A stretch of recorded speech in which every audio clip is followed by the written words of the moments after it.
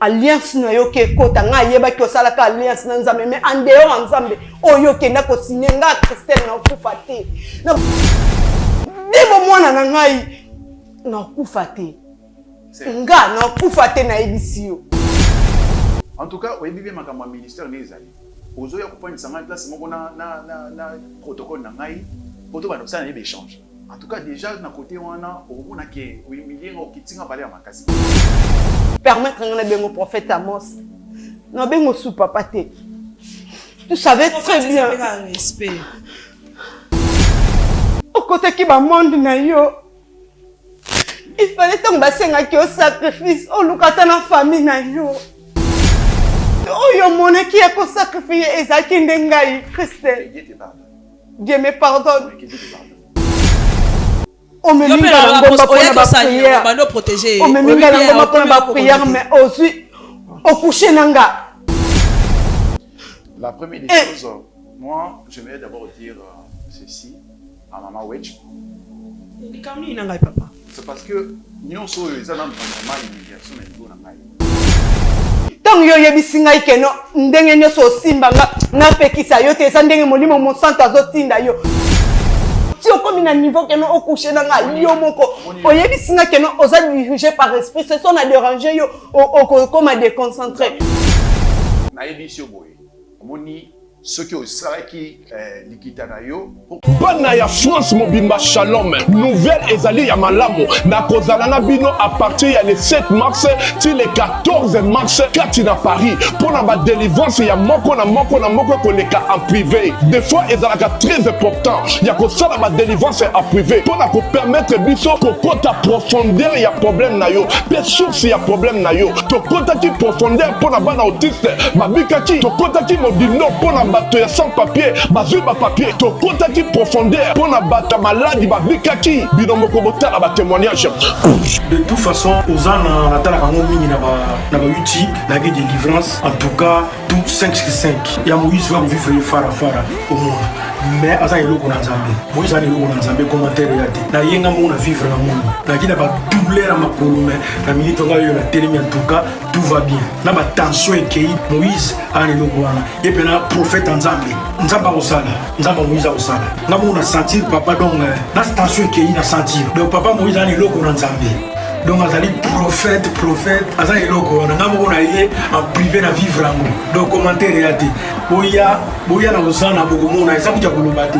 Donc voilà quoi. Ezanga mon frère Junior, merci. En tout cas na Ozana na yeko kumisa Nzamba Ozana parce que na yaki participation ya délivrance en privé et puis kozonga na ngana ndaku na senga ki Nzambe a pesa nga musala fixe parce que nazalaki remplaçante. Na pesa ki requête nange papa Moïse abondela ki po na ngai et puis kozonga na ngai na mboka na ngai Nzamba eko sala bikamwa kaka muninga tozala naye alobiye azongi mboka naye a préféré a umela kuna atiki poste naye balobi madame yo peka mutozo remplacer Nzamba Ozana ona yaki kosambela ona yaki koluka délivrance asali changement ya poste na facilité nyonso yango na ye kotatola Nzambe wana Bible lobi soki Nzamba saleli yo il faut opesa témoignage yango édifier peuple na kati ya Ozana na okumisa Nzambe ya papa na nga Moïse azwa lokumu kembo masanjoli na miracle oyo asali kati na bomoi na ngai pona ba oyo balingi koza ba place pona délivrance privée contacter Maman Thérèse Matondo boya ebele mokolo wana mingi kati na bino bakobika bana ya autiste bakobika bato ya sans papier bakozwa bato ya maladi bakobika bobenga po batia bino na liste ya délivrance le 7 mars et le 14 mars nazozela bino na moto balinga mikati na nkolo ndebo moninga po ça fait 8 ans nakanga masuba te masuba kanga te to soma na yoki posa masuba il faut que non c'est-à-dire na koko kanga masuba te même pendant 2-3 minutes et obimaka ke bimi bala moko ebesi la malanga nyonso mais Nzambe asali na leki na délivrance et pas ya papa prophète Moïse Makoma papa prophète Moïse Makoma a bondeli po na ngai et le même jour à la même seconde masuba ezotanga susute ndebo monanga bo masuba ezanga susute gloire et louange à toi Seigneur Jésus-Christ de Nazareth. Il y a Ozana ministre international. Il y a Papa Moïse Makoma.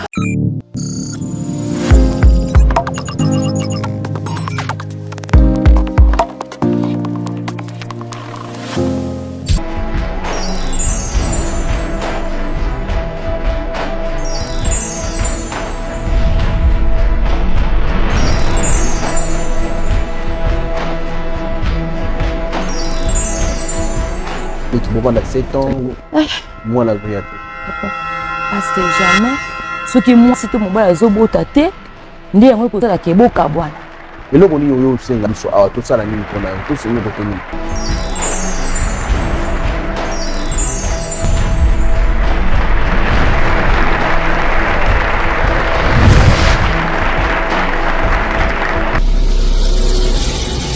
Chaîne Chebiso Télévision, Facebook Chebiso TV, YouTube Chebiso TV, WhatsApp plus 243 97 35 88 380. Notre adresse, première porte Fikine, village Bracongo, dans la commune de Limete.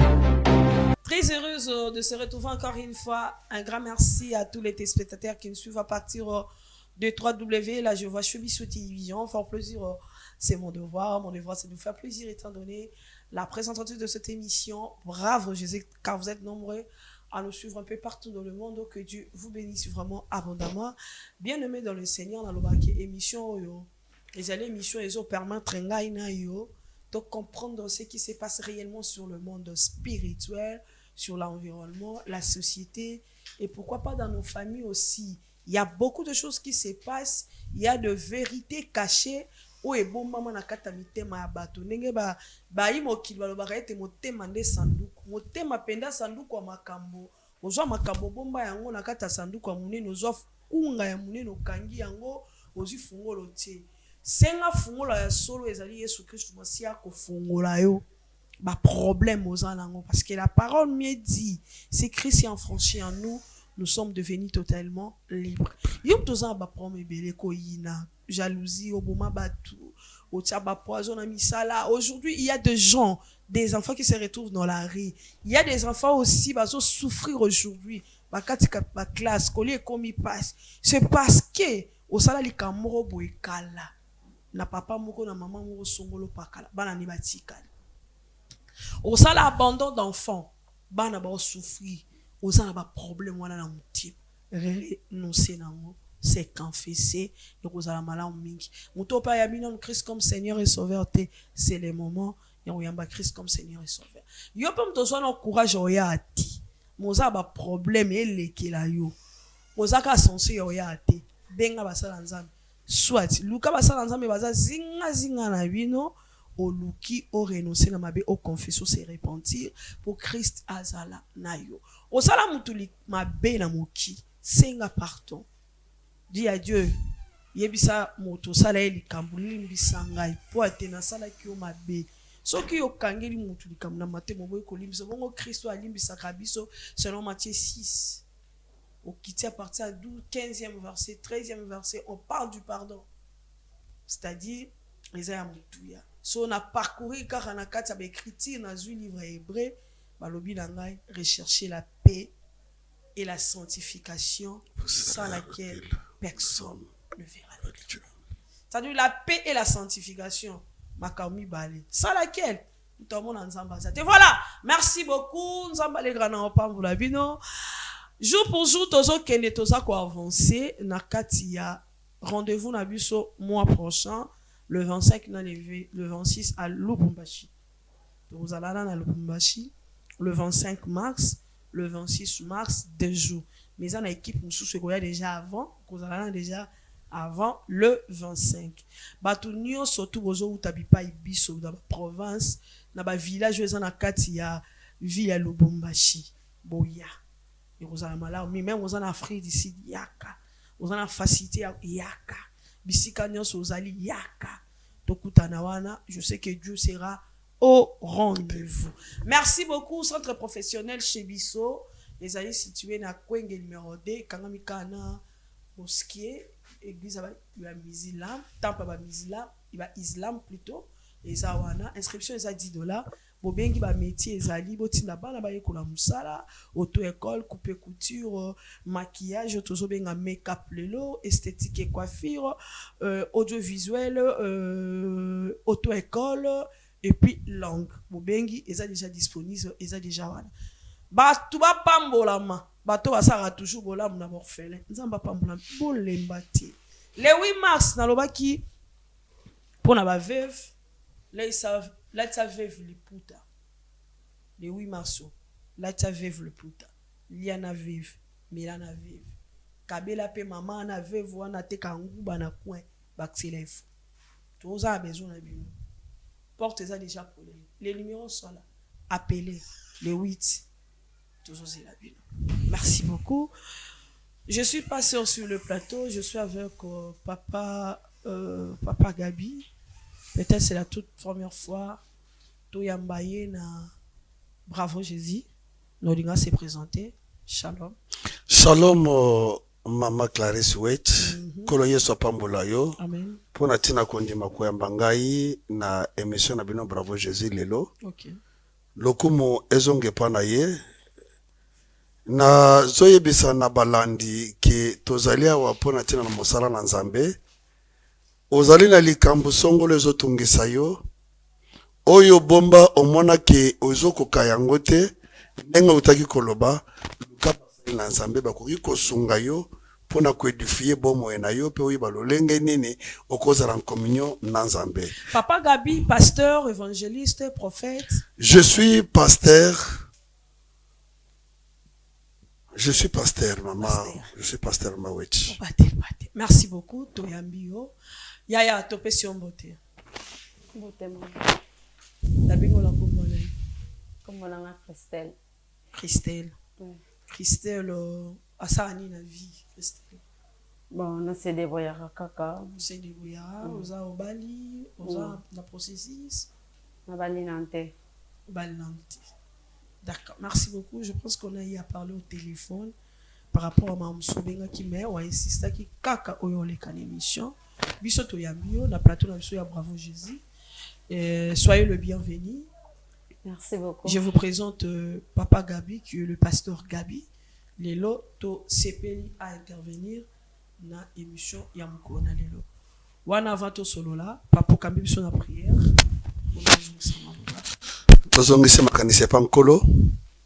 Tata totomboli kombono na tongola lelo po ndimi ete tozala elongo. Olobakete bisika bokosangana mibale to misatu na kombo na ngai boyebeta nazala bino elongo. Tosengi ozala biso na elongo na mai nyonso tokosala awa ozala Nzambe na biso. Opesa ndeko mwasi oyo courage pe makasi ya kotatola tokobimisa mai ayeli awa. Tomona loboko na yo ko se présenter kati na biso na kombo na nkolo Yesu. Amen. Amen. Ya Christelle, hein? Dolobi. Comment Christelle? Ouais. D'accord. On a petite sœur, on a comme Christelle Bouranga. Dans la Suisse, on a Pessimbote Christelle Bouranga depuis Suisse. Oui. Ya Christelle Tozuka.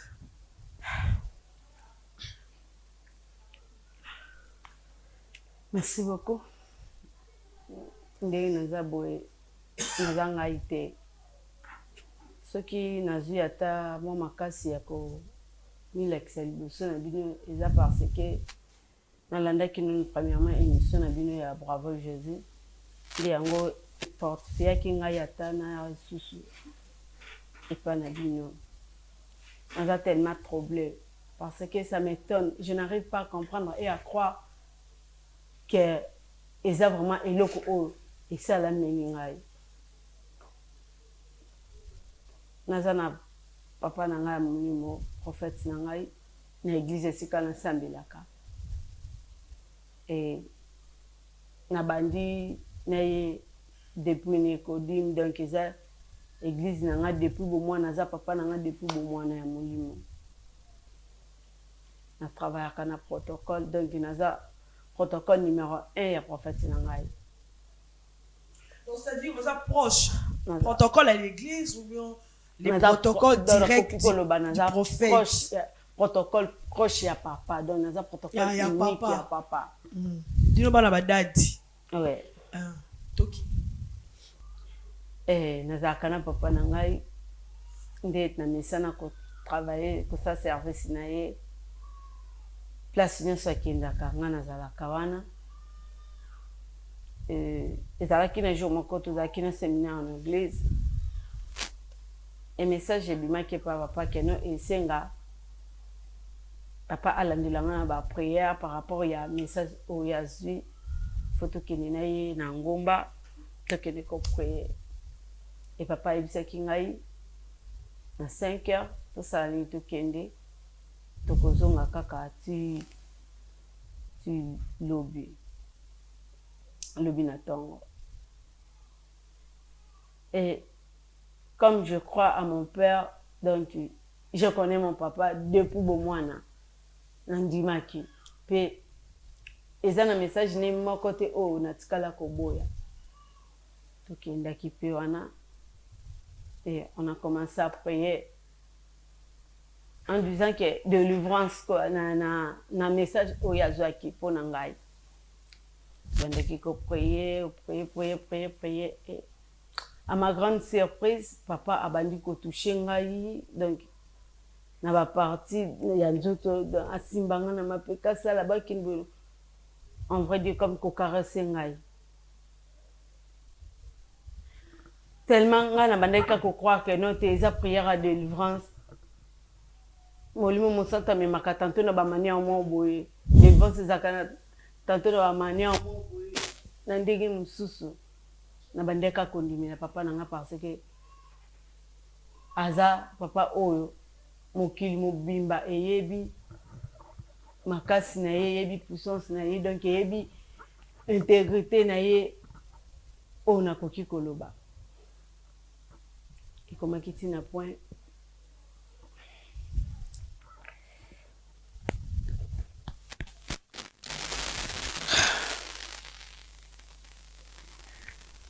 ekomaki ntina point papa abima na ngai accouché na ngai. Voilà l'homme intègre. Mon prophète.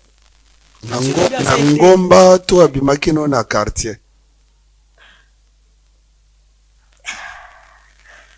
Ezaki na ngomba ka kote tokendeki opoye e papa abimi na ngai. Ntango makambo nyonso esili tozongi epar conscience na ngai ya kibomoto ekozonga. Ntango ekozonga nakomi kose sentir humilié. Nakomi koyoka soni lobi nango ntango naki église nakokata kotala papa na misu te. Me ye moko azalaki na ye calme donc neti keno eloko eza te. Soki sokamwisa ngai na façon nga nayebeli papa koma tokoki koarrive ti na niveau wana nakokaki te moye mpe nabeta publicité na église eza te mpo mutu akondima nga aza te façon oyo prophète Amos azalelaka. Je ne crois pas ke mutu ondima nga nde nakendaki koluka ami na ye pasteur apre kaka aza na aveni toza na aveni moko église neti toza aveni moko wana aza ami na ye proche ayaka mpe na baséminaire na biso kote ya kosala service nakendaki koluka ye na explike ye na sololi na ye.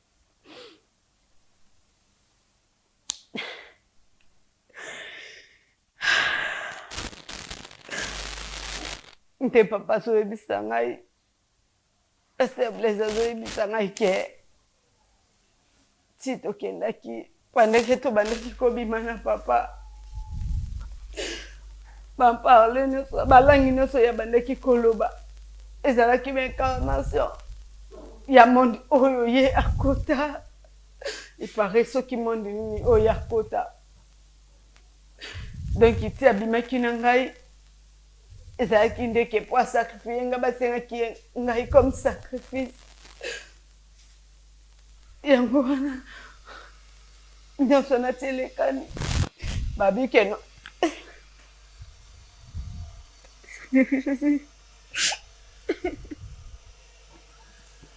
en tout cas Léla sur ça une façon pour ressentir quelque chose à la soulager vraiment Léla. Elle est tellement patiente.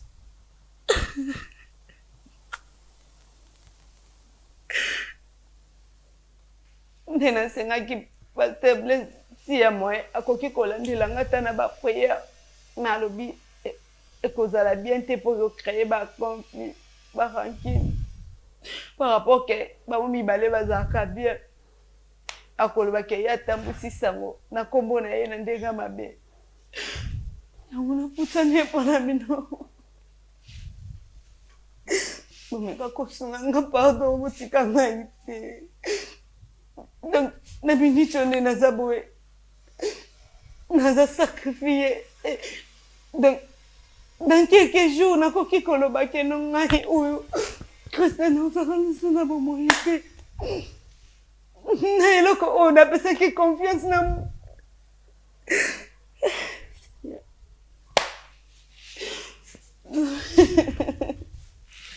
siko tosungu na pesa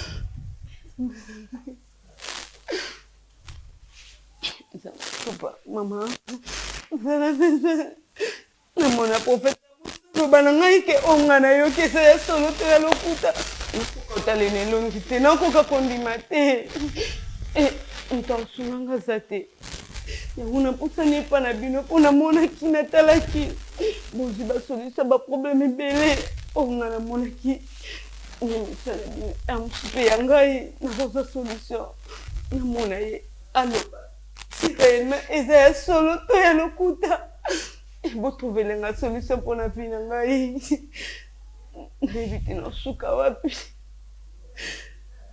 Très bien.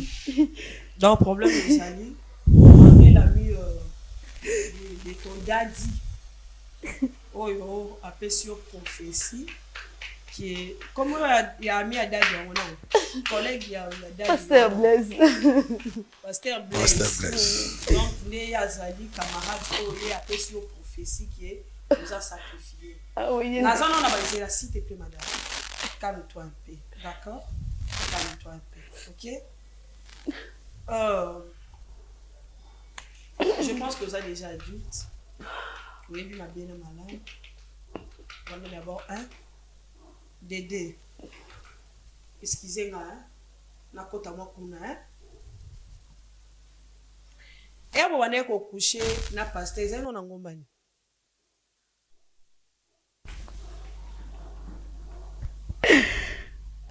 Ngomba ni luzizila mangengenge badala ngomba kimwenza ngomba ya maluku bokataki na mboka kuna ya bako na matadi zaki ngomba badala badala banda kweza batanti ezalaka batanti. OK bon mai tanti na bino bokoti na kati kay batanti wasala kusala kwa batu bavanda lokona ba plage bakuzuta siko tambo bande ko coucher na ye abanda lo balangi olobi bongo oui okanga elangi langango parmi balangi nyoso o nayebi keno o nayoka wana no nayoka te no nayoka ye aparlango te siko madame Christelle délivrance ya kosa rapport sexuel est à la place.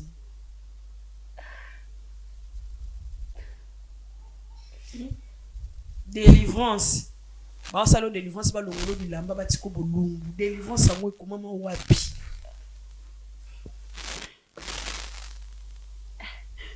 Na kokulu ba. Wana apesa ko histoire ya baiser Wana geneno na mambo Élysée Bon, ok. Zéla non, il y a Christelle, s'il te plaît. Je pense si il bosso va dire qu'on résister. Après, on accepte quitte. On résister. Après, on accepte qui? On accepte qui parce qu'il y a le bac qui est non. Et ça, dès que mon moment sans toi conduire. Après, il y a pour se peler nango. Donc, na banda qui conduit, mais papa n'a pas yebi keno. S'il te plaît. Maman wetika yo mutazolela te. Faut na comprendre makamusu na kati. Parce que ayena likama musala nzambe. La fona za la sérieux certaine ba propos azobimisi ya biso. C'est vrai que alobaki na yo ki ezali ndenge molimo musala azokamba. Wana naza kote kuna te. Tango koma ki na acte ya rusala. kolobate que est acte comme ça mais ba non refusé. Je peux dire que nazalaki susuna te. Na choité. Nazalaki susuna choité parce que nandimilaka ye mingi. Donc je n'avais pas le temps à konnier oyo azoloba na ngai. Osepelaki na nzoto papa. Non, soki nasepelaki nango elingaki emema ngai awa te. Soki ememi nga awa c'est parce que nasepeli nango te en plus na se sentir humilié mais ezolekela ngai. Prophète Abala. Non, mais aza na fiancé na ye. Abala te baza na fiancé. Reconnu à l'église ou bien quelques personnes ne bayebi que on a fiancé à pasteur. Quelques personnes bayebi mais annonce qui keno bientôt là il faut akende ko se présenter kuna. D'accord. En tout cas to koti pena na point na biso o ezas comme amour boyo lelo ba pasteur le cercle, les protocoles, les intercesseurs, le chantre, tout ça au cœur du scandale dans cette église. Aux attentes à domo autos à pas qu'à négocier l'ensemble avec le protocole. Papa Gabi. Na évité où ils ont ma comme na bino. Na évité comment muto cause à protocole ya pasteur az aveugle. Mama Clarisse Weti Nzambe azona lukumu pour la dénonciation. Musala na Nzambe lengo to komosalela na mboka na Kinshasa to na Afrique. Tozo salela susubo Nzambe te basale le belé. Boes kizenga il faut que je parle. Tokomi komi benga ba pasteur, ba prophète pour abuser et non servir Dieu. Tokomi ko se servir bisomoko. Je parle en général de jeunes pasteurs et de jeunes prophètes abusent le nom du Christ. Ce n'est plus servir Dieu, mais ils se servent eux-mêmes. Tant qu'on a lundi le solo, il y a notre jeune sœur, j'ai eu du mal. Comment un prophète qui n'est pas marié, ou un pasteur qui n'est pas marié, a une famille, il y a protocole. Asengi, bakende kosambela nangomba. C'est que le rangement, il y a parents, ou que le rangement, il y a église. Est-ce qu'au sein, il y a église, il y a prophète? Il n'y a pas les anciens qui peuvent aider le prophète, mais le protocole, il y a Moussa dans un mène de tambourelaka. Oui, Maman Clarisse, oui, recommandation. Bakenda kabatumi bale bake couple wana bake musala na Nzambe te. Limbisanga na biso na bangomba to mataka basala place ko bomba na soki mbula to moyi mutabomba na sambela Nzambe. Mais soki bato bakei mibale yebake bakei mwasi na mobali. Ngomba bakenda kabatumi bale te ya sexe différent. Soit bakei ekiri ya batu ko sambela. Mais kokende keno toke ko sala délivrance, il y a deux personnes. Pasteur célibataire, protocole célibataire. Nzambe yen bakia sambela. Si bon pratique au prophète à sala qui. Dans la Bible te. Pratique prophète à sala biblique te. Prophète doit être derrière quelque chose qu'il a voulu accomplir qui n'est pas du Seigneur. OK. Dans la bandi kotanga na Genèse qui nous Apocalypse, on n'a pas eu Nzambe to Yesu alongolaki moto bilamba pona tena kosala délivrance ya bomwana ye. On va appliquer na pratique où Elisa sala qui on peut s'abuser. Oliba pesa ki nini? Baiser. Baiser veut dire déshabille toi. Baiser bako pesa ngona loboko. Baiser bako pesa na litama to na makolo. Bon baiser obandi ko simba nzoto ya mwana, obandi ko fina ndenga mwana zolo ba yemoko.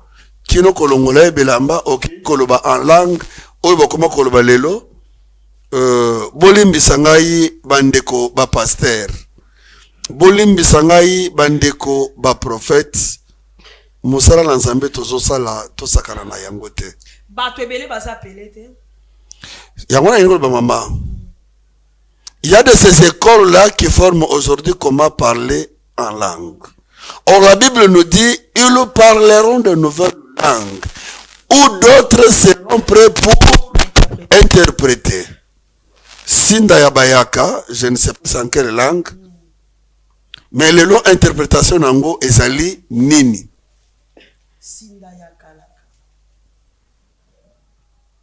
Je ne sais pas si c'est dans la Bible, je ne sais pas si ça vient d'où. Bandeko tosala musala na nzambe, totika kosakana na nzambe. Nous serons frappés de ça. Est-ce qu'il y a des langues des anges qui existe? Et quelle est cette langue-là? C'est que moi je dis au temps de Pentecôte, quand Jésus a vaincu la mort, avant du monde a ebisaki bango, bovanda isika moko. Batikalaka isika moko, basambelaka, dokwasika bimaka. Wech oza mongo, ngana za muluba, natikala koloeka oyiba kimongo te. Mukolo yango la kosambela na kimongo. Wech interpréter maluba na ngai, na chili popo baluba bazawa basala nene, bayoka. Nde munoko yasi. Mais lelo munoko ezolo ba Kinshasa mobimba na ba jeune prophète na ba jeune pasteur et uti wapi. Tena tango Pentecôte ba yekolisaka mutu munoko te. Mutu akolo ba anglais. Ayebi na ngoti. Je dis que c'est une nouvelle langue que tu n'as jamais utilisée, on n'a jamais enseigné ça. Batangiso yango te oloba yango pena no te.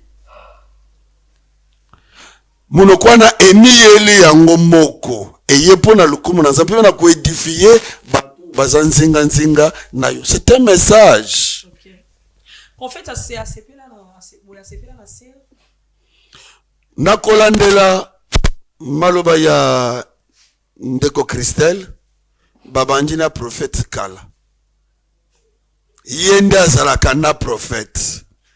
Azali bras droite ya prophète. Place nyonso prophète akozala bazalaka bango mibale. Yé muto asimbaka bouteille. Les enfants de Dadi. Et voilà, Dadi a voulu le kola yé moko abokola amimele la makina yé. Mais en dehors de ça, ce sont des pratiques qui n'est pas de Dieu. Il faut à la Dadi à côté misala. Mais ça la Dadi à côté et bon se servir na eloko na yemoko pour aloko moya kotombom. Ça se fait beaucoup. OK. Voilà, merci beaucoup Papa Gabi. Je sais pas si les enfants de Dadi sont ici, sont là. Je ne sais pas vous les enfants de Dadi. Dadi. Est-ce que vous êtes là? Voilà, Madame Christelle Somba Kimia. Je sais que Dieu est au contrôle. Ceux qui qui nzamba bando linga yote et amsusu ongoza pe courage oyate et amsupe déjà aussi bakunda pe yope oyebi pe secrétaire occupé profession anate. Mais moi je bon, on prend d'abord une pause. Le temps s'est calmé. On prend une pause et puis on se retrouve. Merci. Bobengela ngai afana modi vi na ye. Wala mwote na kata kama tedi misai. Tedi misai sukoi. Shalom, peuple de Dieu. Je m'appelle Mike Moukadi Chic, directeur général de Chebiso Télévision, également promoteur de l'orphelinat Bravo Jésus. Oui, Zoami, la commune Yamatete quartier Viaza, numéro 27A. Mesdames, messieurs, Naye Lisusu et Painabino, pour remercier Bandeko Nyos Oyo, Bazaki Nabiso Longo na debi à année 2025, Peto Kenasuka. La Bible nous dit, dans Jacques chapitre 1 verset 27, aux yeux de notre Père, voici la façon de pratiquer la religion, c'est de prendre soin des orphelins et de veuves. De tout ça qui n'est qu'à d'ici, ya ko fêter ensemble, pe ko sekisa bana bitike ainsi que kosekisa ba veuve ba maman na biso oyo batikala sans soutien, raison pour laquelle bandeko ba bolingo na sengi na moto nyonso ya mawa oyo alinga ko soutenir ba orphelin de venir en aide ba kolia komela pe kolata na fin de l'année ainsi que de maman veuve. Moto nyonso ya motema malamu, moto nyonso akoki kokota likambo oyo o contacter biso na plateforme na biso na to peut soutenir biso directement na M-Pesa, Airtel Money pe Orange Money na ba numéro oyo ezali affiché. En tout cas bato nyonso balibati na agence bo benga biso na numéro ezali affiché bokokota en contact na Papa Chic Mukadi ainsi que na Maman Lady pour te soutenir bana oyo ba fêter malamu na fin de l'année. Que Dieu vous bénisse.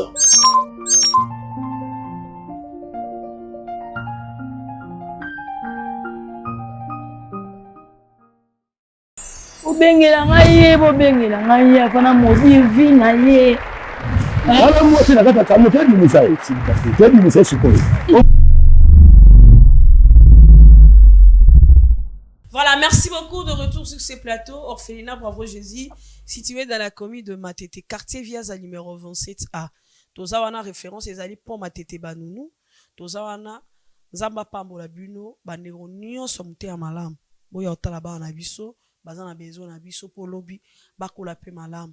Le 8 mars oyo tozana événement kaka na kati orphelinat ya ba veuve. Sombela veuve luputa, latisa veuve luputa liana imela na ye. Sepela na veuve. Ba kisela ya ta moi 15 $10, moi $20 na fone ya makala, ya nguba, ya lilala, to ya manga sende. Ekozala malamu mingi. Confirmation pour Lubumbashi, oui. Le 25, le 26 il y a mois prochain, Tokozana Lubumbashi, Nzambe, Abomba Biso en vie pour Keto Koutana. Venez nombreux séminaires, Boya et Belé, Bogo Bika, Loboko Nzambe. D'ici là, sport c'est les cas déjà pour vos références. Il y a salle, auto loué, place, séminaire et Kozala pendant 2 jours. Merci beaucoup. Nzambe apambola bino bosa ba inscription na centre professionnel chez Biso. Botinda bana ba kegoye ko la métier kuna. Ba métier ezali ya basi ezali ya mibale ezali. Botindi bango ekozala malaumi.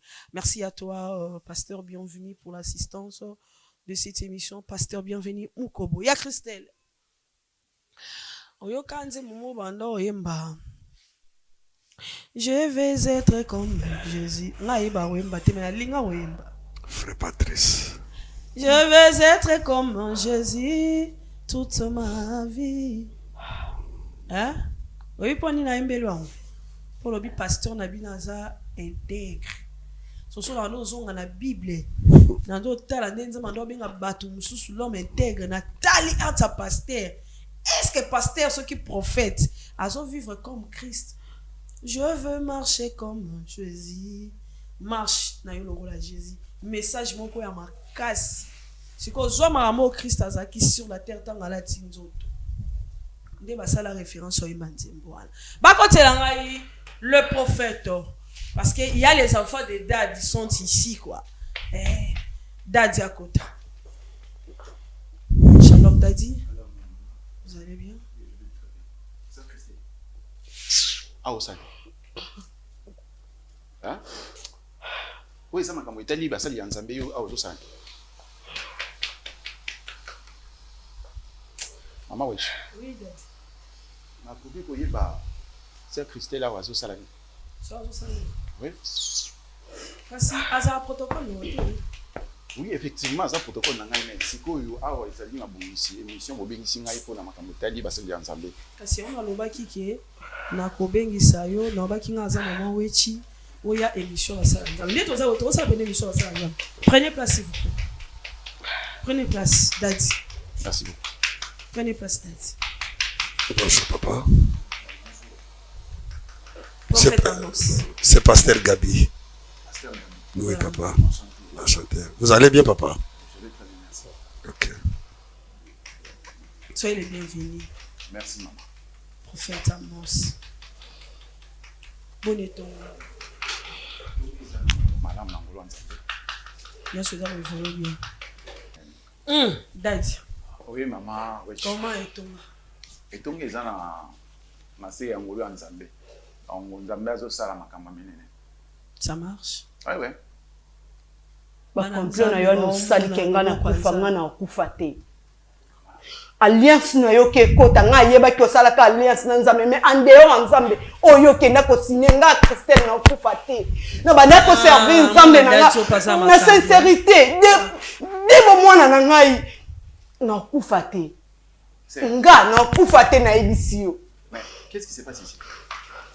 Oui, c'est pour cela qu'on vous a appelé par Maman Wetch. Vraiment, est-ce que vous pouvez m'expliquer pourquoi vous m'avez appelé ici pour m'humilier? Moi? Oui, parce qu'on s'est parlé par téléphone. Mais en arrivant ici, dans un monde à Serre, les acquis réunions, il y a Barcel, il y a Nzambé. Là, maintenant, je vois Serre qui commence maintenant à me taquiner, en me disant que non, est-ce que c'est... Excusez-moi l'homme de Dieu, hein? Vous avez invité par le protocole. Là, je vois que je suis désolé. Tu n'es pas désolé parce que au préparat déjà sacrifice na yo. Maman, il n'a sacrifice na yo te. Nga na kufate yo mokondo kende, nga na kufate. Zelana expliqué. Il s'agit de quoi? Qu'est-ce qui se passe ici? Là, je n'arrive pas. Oui, Naza ce qu'on peut expliquer. C'est vous qui n'avez là que pour une mission, il y a un serviteur de Dieu, d'accord? Vous allez voir que le pasteur est là, d'accord? Deuxième des choses, vous avez invité par protocole na yo. C'est ta protocole, non? Elle est ta protocole, non? Oui. Direct même. Proche même. Oui. Est-ce que vous dérangez qu'il y a une émission? Non. Là, c'est me diminuer, premièrement, madame. C'est d'abord me diminuer. Bah, ça diminue par rapport à... Non. En tout cas, oui, bien, ma ministère n'est allé. Aux autres, il y a une place, on a protocole, ça n'a pas d'échange. En tout cas, déjà, d'un côté, on a humilié, on a quitté, on va aller à ma casse. Bon, maman, appelle ça un message, protocole, à ma cambossa, message, il y a ça. Je ne sais pas, mais c'est un protocole. Na respecta yo, papa. Na respecta yo. Mais non, ben papa te. Permettre qu'on ait ben prophète Amos. Non, ben sous papa te. Tu savais très bien. Tu savais très bien que non, ça là qui ba alliance na yo. Au côté qui ba monde na yo. Il fallait tomber senga ki au sacrifice, au lukata na famille na yo. Et mutu oyo mona ki ko sacrifier ezaki ndengai Christelle. Dieu te pardonne. Dieu me pardonne. Que Dieu te pardonne. Quel sotis ya yebi se makambo bosale na ngomba ti. Kokomi kama mba sacrifice de. Papa. Yo senga ki ngai keno. Tomata na ngomba pona délivrance. Nzamba dirija ki yo, c'est le prophète ndenge oyo mona ke pananga. Oza conscient. Oyo yo moko sala ki na ngomba oyebi yango. Mais elobela yo le côté. Asala ki nini? On me minga na ngomba pona ba prière. On va protéger. On me minga na ngomba pona ba prière mais aussi au coucher nanga. La première des choses, moi, j'aimerais d'abord dire ceci à Maman Wetch. C'est parce que nous sommes dans un normal immigration à niveau nangai. Au kitsinga tina niveau moko boyase. Aya ko banda ko baba. Ba kitisi na université. Ngana yebisa ke yo yebisa kinga ke no ezandenge molimo mosa. C'est la humiliation à liboso oyo aussi bien dans la vie, excusez-moi dadi. Ezaki où aujourd'hui décision ya longolé bilamba. Ngai na ye na longolé bilamba. Ndiya solo basi. Ngai na longolé bilamba. Olingo boyango. Bo coucher aux yeux le la moi si. Mais il faut la moto ça bien. Tant yo yebisinga ikeno ndenge nyoso simba na pekisa yo te ndenge molimo mo santa zotinda yo. Tio bandi kolongola nga bilamba yo moko. O bandi na caresse yo moko. Tio komi na niveau keno o coucher na nga yo moko. O yebisinga keno oza dirigé par esprit, c'est son a dérangé yo comme a déconcentré. O wangani yango na yebisio boye. Omoni ceux qui ont qui likitana yo pour que les canelo na bravo Jésus. Oya humilier ngai. Omona. Il ne fallait pas se la ngomba te bébé. Parce que là, j'ai l'impression que makamonyo surtout aux olinga osala nyonso pour humilier ngai ngana coucher na yo. Donc ba serre ngana sala on est quand église belé ya kitoko ngana ko coucher na bango na coucher na bango te. Na on coucher na yo. Merci. Coucher moi c'est ça pour na kitoko. Non non, ce n'est pas aussi pour la beauté bien sûr, mais le problème est que ndenge nini akoko na niveau wana ki aya kutuna mama kamkinga na ina coucher na ye. C'est une chose on va passer en l'église. Mama wechi déjà kuna eza makambo etali nzambe, eza makambo etali yote. Donc tout kala nanu na kati ya otoza. OK. Alors oyo déjà eza déjà humiliation parce que koya kobima kuna l'église ayeti awa koya kobeta masolo aboye eza pena pasi ngape nazo kamwa na beti peka awa te tolongola ke bilamba ndeti ngezo lekila ngai nazo mona kutu te moi na beti yango peka ka awa te avant na ya awa na kuta na kina pasteur Blaise yende ayebi singa susu vérité na yo keno okoti na ba mondi na yo ba loge c'est pour cela ba senga ki o sacrifice yango ndima ki ko coucher na nga pour sacrifier nga soki bo sali likita na bino po boko esa ministère na ngai nazo yebisa yo wana pas pasteur Blaise oui bango nyoso akeko sana bango bali kasi pasteur Blaise camarade na PC prophétie yo koti ba kisi soki c'est que yo na pasteur Blaise oye ba ya mo perception numéro pasteur Blaise na yo na nyoso clique na yo bokei ko sala bango na bino po boko esa ministère na ngai na ko sidera na bino. Cher prophète, Kimia Nanzambe Zoyo. Cher prophète, Nasengina no Kimia Nankolo Ezalana. Yokozo Kimia? Nakozo Kimia ndengeni aussi longtemps que Mundini Oyo Azoya ya ko emilenga na kati en pleine émission. Donc ngai na koselio makambo. Limbi sangai ozamusana Nzambe lokolanga. Tango message prophétique yeli yo pona tina protocole na yo. Ezaki en pleine église. Monsieur le pasteur. Cher prophète. Ya liboso. Il faut y que noter makambo biso toza ko ça à niveau ya ministère na biso. Caché.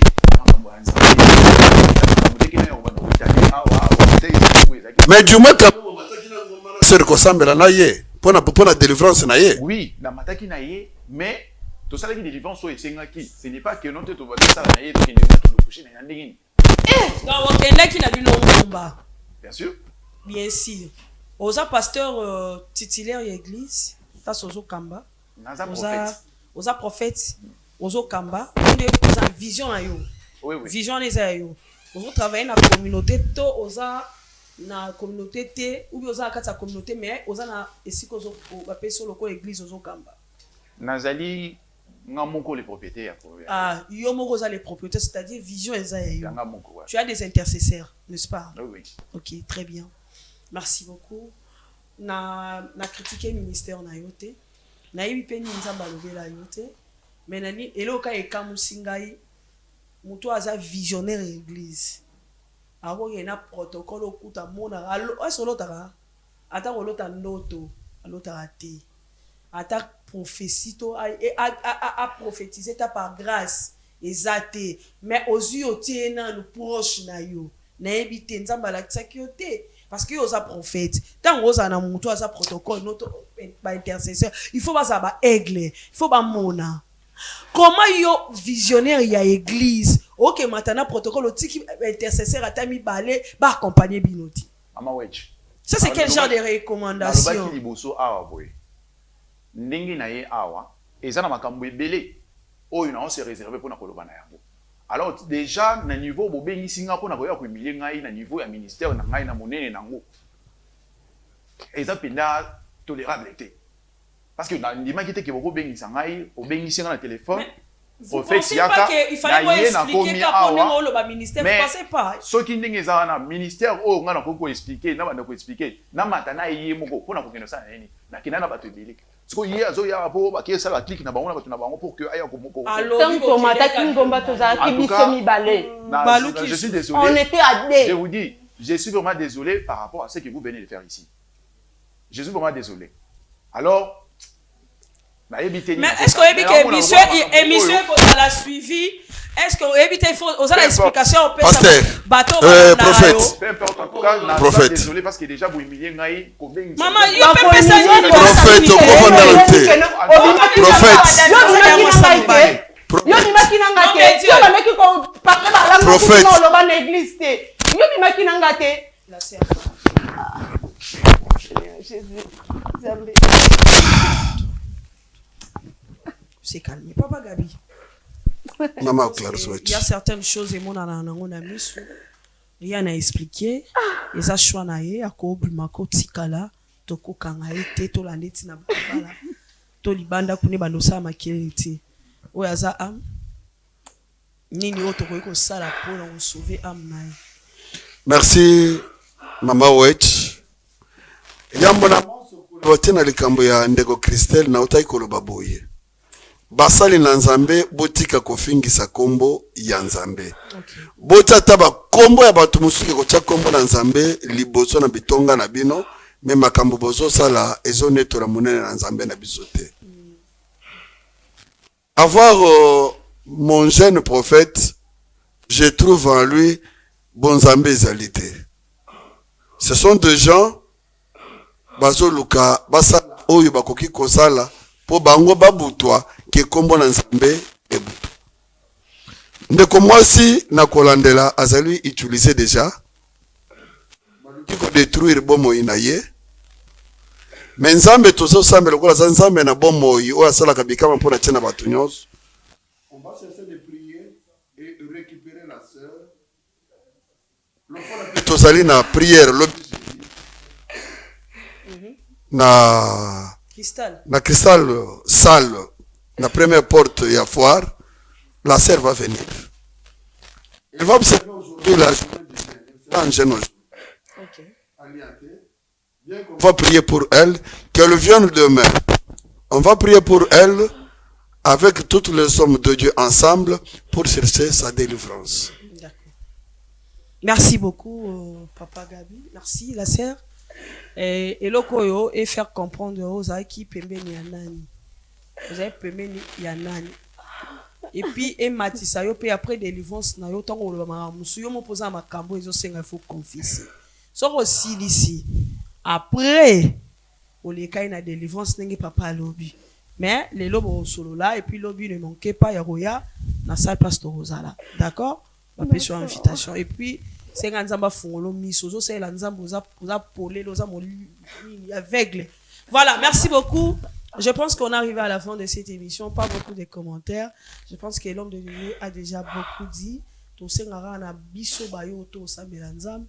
Bo abinga biso ba serviteur, bo abinga biso ba servante, ba prophète, ba prophétesse, ba archipape, ba évêque. Nyonso tozo sala. Ngana lobaka eloko moko. Tokeba na Matthieu 7:23. Mkolo wana roloba.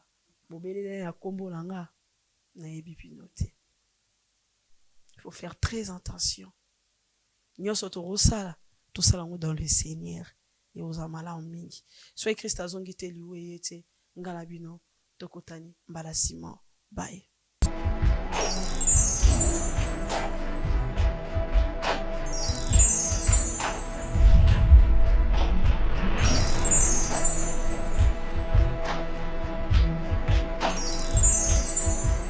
Tu peux prendre 7 ans, moi la prière. Parce que jamais, ce qui moi, si tout mon bas, zobo tate, ndi yango ko sala ke boka bwana. Eloko ni yo senga biso awa tout ça la nini kona tout c'est yo retenu.